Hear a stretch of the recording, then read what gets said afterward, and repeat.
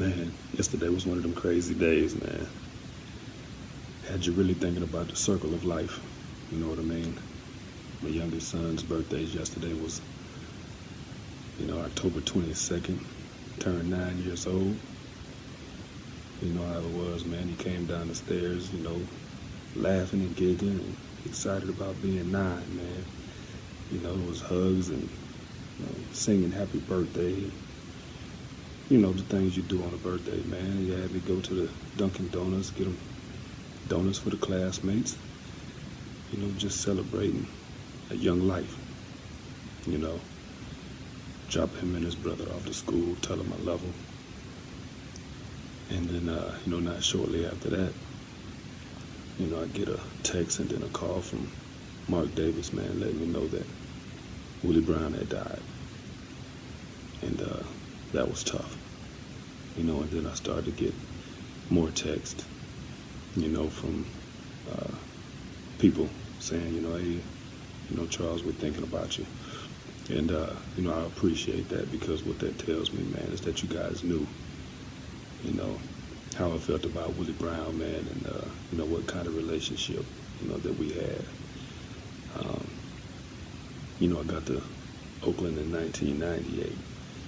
And, I knew the Oakland Raiders, of course, but I didn't know a whole lot about the old school Raiders. I knew names like Tim Brown and Bo Jackson, but didn't know a whole lot about, guys like Willie Brown.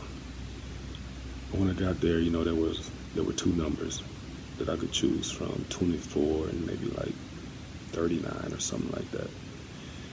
And, I wasn't wearing no 39. So 24 was available, and I remember, Brown, nobody wanted me to put 24 on more than Willie Brown. And he said, hey, listen, man, you're going to put this 24 on, and you're going to be great. Y'all know how Willie Brown talks, and it wasn't until then that I truly learned, about being an Oakland Raider and about who Willie Brown was and what he meant to Raider Nation and how much he loved the Oakland Raiders. Nobody loved the Oakland Raiders more than Willie Brown. I promise you that. And from then on, man, just being around him, we created a bond, and really became a friend to me. And over the years, they say you don't get too many real friends. Well, Brown was one of those real friends. I was lucky to be around him. He always pushed me, always wished me well, one of the best for me. I remember being at practice a lot of times, man. There'd be special teams or something, and here comes Willie Brown. Come on, Charles. Come on over here. Let's get some work in. Come on, Brown, man. I'm relaxing right now, man. I'm watching practice. No, come on, let's go work on your footwork, work on some backpedaling or something. Get in your back pedal. Stay low. Break. The next day comes. Come on, Charles, let's go. Brown, come on, man. No, come on, let's go work on your press, man. We got to get better. After practice. Come on, Charles. Let's work on your deep ball. You ain't got nowhere to go. So that's what Willie Brown was all about. Spent a lot of time with Willie Brown during training camps. He would take me fishing to his little spots, up there in Napa Valley. And, we would just have a good time, passing time. Met his lovely wife, Yvonne. He would have me out to the house and, stayed the night over one time. Saw all them old school cars he had, man. Great collection of cars. Had me around them 4 Rottweilers he had at the time, man. I went out there, I was scared to death of them Rottweilers, for real though.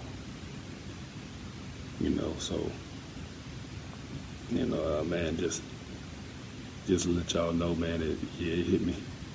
It hit me hard, man, losing Brown, man. And I just wanted to tell, Yvonne and, his kids and everybody, man, that I'm thinking about you. And, we're gonna miss Brown. So, just to leave it on a lighter note, I'm gonna leave you with a little joke that, Brown used to tell at the end of every practice to, signify that practice was about to be over. He would say, Charles, you know what the man said to the monkey after he cut his tail off? And I used to go along with it every time because it was so funny to me. I said, what, Brown?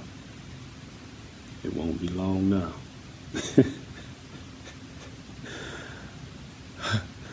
Yeah, man, that was Brown, man.